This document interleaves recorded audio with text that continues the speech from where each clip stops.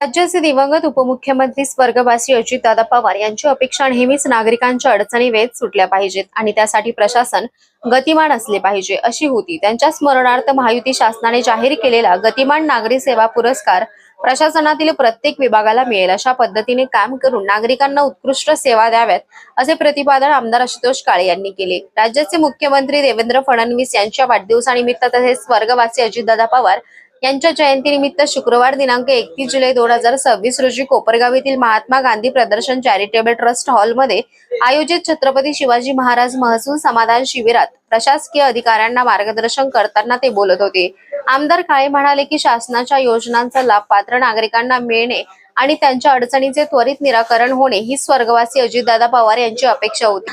कामाच्या बाबतीत ते अत्यंत शिस्तप्रिय होते, त्यामुळे प्रशासनानेही नागरिकांना गतिमान, पारदर्शक आणि लोकभिमुख सेवा देण्यासाठी सातत्याने प्रयत्न करावेत।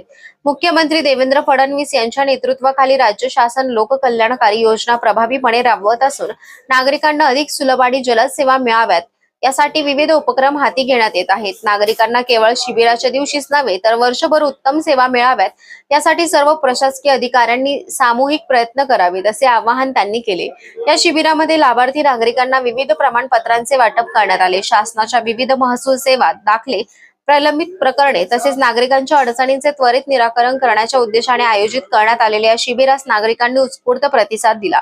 नागरिकांना शासकीय सेवा अधिक सुलभ, पारदर्शक आणि गतिमान पद्धतीने उपलब्ध करून देण्यासाठी महसूल अभियान उपयुक्त ठरत असल्याचे यावेळी सांगण्यात आले। या शिबिरास महसूल प्रशासन, पोलीस प्रशासन, वन विभाग, नगरपालिका, पंचायत समितीसह विविध शासकीय विभागांचे अधिकारी व कर्मचारी तसेच नागरिक मोठ्या संख्येने उपस्थित होते। कोपरगाव एक्सप्रेस न्यूज साठी सुनील ससाने, कोपरगाव। फडणवीस साहेब यांचा वाढदिवस आणि आपल्या राज्याचे दिवंगत उपमुख्यमंत्री आदरणीय अजितदादा यांच्या जयंतीच्या निमित्ताने आयोजित या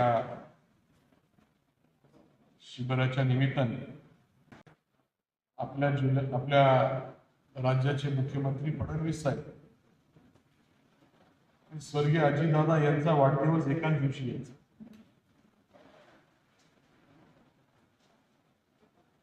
आणि जे अपेक्षित अजितदादांना होतं, जे अपेक्षित फडणवीस साहेबांना आहे, आपलं प्रशासन गतिमान झालं।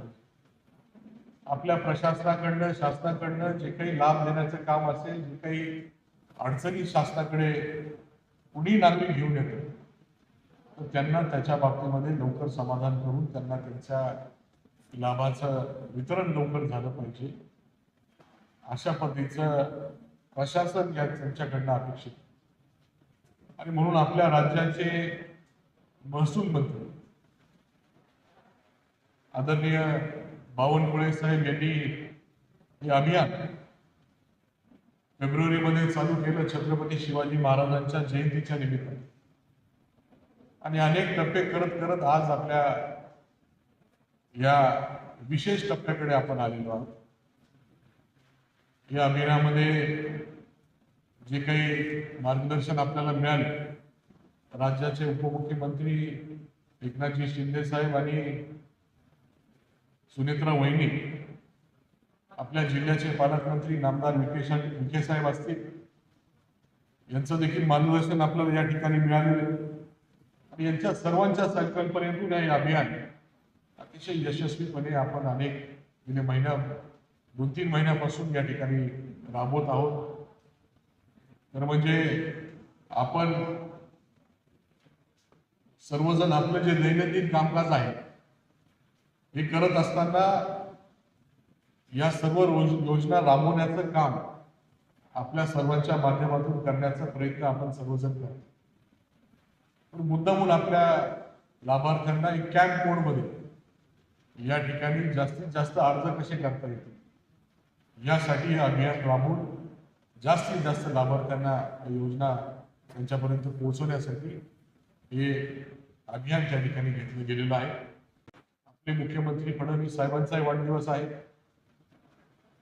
ते ज्या पद्धतीने राज्यामध्ये काम करताय विविध क्षेत्रामध्ये, हे जरी शहरी भागातले असले, ग्रामीण भागामधले ज्या काही अडचणी आहेत हे समजून घेऊन त्याच्यावर काम करण्याचा प्रयत्न त्यांच्या कार्यकाळामध्ये अनेक वर्षांपासून चालू. आणि अजितदादांच्या बद्दल तर आपल्याला सांगायची गरज नाही. हाडाचा शेतकरी, कारण ज्यांना दूध उत्पादक शेतकरी असतील, पोल्ट्रीचे शेतकरी असतील, एकंदरीत भाजीपाला उगवणारे शेतकरी असतील किंवा साखर कारखानदारी असतील, अशा सर्व लोकांची ती माहिती त्यांनी स्वतः ते काम केल्यामुळे त्या ठिकाणी माहिती आहे. आणि म्हणून या सर्व गोष्टींमधून दूध संस्था असतील, मार्केट कमिटी असेल, साखर कारखानदारी असेल, सहकारी बँका असतील, पतसंस्था असतील, ग्रामीण अर्थव्यवस्थेच्या ज्या काही आपण म्हणतो का जे अर्थकारण सांभाळणाऱ्या संस्था, ग्रामीण भागामध्ये अर्थकारणाचा कणा समजणाऱ्या ज्या संस्था आहेत, या सर्व संस्थेच्या बाबतीमधली माहिती त्यांना होती. आणि म्हणून या सर्व गोष्टी माहिती असल्या कारणाने पूर्ण ग्रामीण भागात असेल किंवा शहरी भागाचा पण त्यांचा जर अभ्यास बघितला तर प्रत्येक गोष्ट बारकाईने त्या ठिकाणी ते बघायचे. इमारत असेल, रस्ता असेल, गटारीची लेवल असेल, कुठली जरी गोष्ट असेल, झाडं असतील, कुठल्या प्रकारचे झाडं कुठे लावले गेले पाहिजे, अशा छोट्या छोट्या गोष्टींबद्दलची माहिती, म्हणजे नगर विकासाची माहिती, ग्राम विकासाची माहिती, सहकार खात्याची माहिती, असे कुठले खाते नाही का ज्याची माहिती अजितदादांना नव्हती. आणि म्हणून एक सर्वाभिमुख एक नेतृत्व आपल्याला त्या ठिकाणी राज्यामध्ये मिळालं. परंतु दुर्दैव आपलं नुकसान झालं. 28 जानेवारीला त्या ठिकाणी तो अपघात झाला आणि दादा आपल्याला या ठिकाणी सोडून गेले. पण त्यांचं जे काही कार्य, त्यांचं जे काही अपेक्षा आहे, आपलं प्रशासन गतिमान झालं पाहिजे, गतिमान असलं पाहिजे. आणि म्हणून त्यांच्या नावाने शासनाने अजितदादा पवार गतिमान प्रशासन पुरस्कार देण्याचं जे काही ठरवलेलं आहे, मला असं वाटतं की आपण कोपरगाव मधले सर्व जे डिपार्टमेंट आहे, आपण ते पुरस्कार आपल्याला कसं मिळेल त्याचे आता क्रायटेरिया काय असतील ते कल्पना नाही, कशा पद्धतीने देणार ते आपण बघावं. तो पुरस्कार आपल्याला मिळावं यासाठी आपण त्या ठिकाणी झटलं पाहिजे किंवा काम केलं पाहिजे असं मला वाटतं.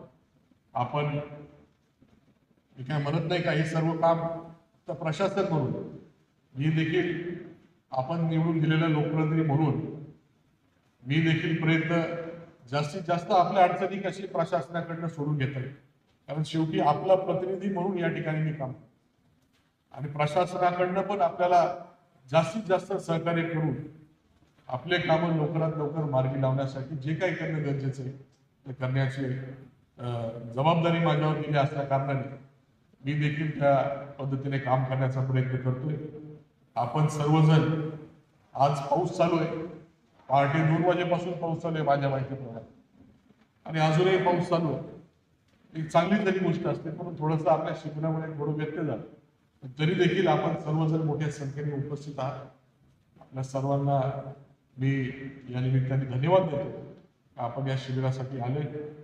आपल्या सर्वांच्या वतीने आपल्या राज्याचे दिवंगत उपमुख्यमंत्री आदरणीय अजितदादा यांना भावपूर्ण श्रद्धांजली अर्पण करतो.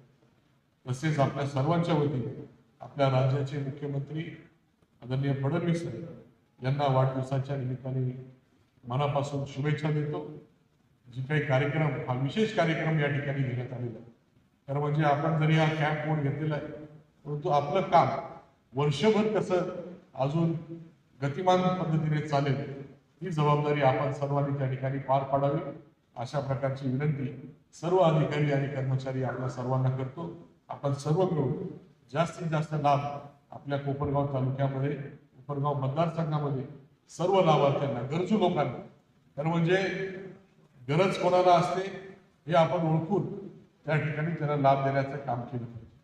ठीक आहे, जी आर आहे, पण जी आर मध्ये सगळ्याच गोष्टी काही बरोबर, म्हणजे सगळेच लोक त्याच्यामध्ये बसतील असं काही होत नाही. थोडंफार इकडं तिकडं जर झालं, पण जो खरंच गरजू एक लाभार्थी आहे त्याला त्या ठिकाणी लाभ देण्याचं काम आपल्या सर्वांच्या वतीने होईल अशी अपेक्षा करतो. पुन्हा एकदा आपल्या सर्वांना या निमित्ताने आज धन्यवाद देतो. आपण या ठिकाणी आवर्जून उपस्थित राहिले. धन्यवाद.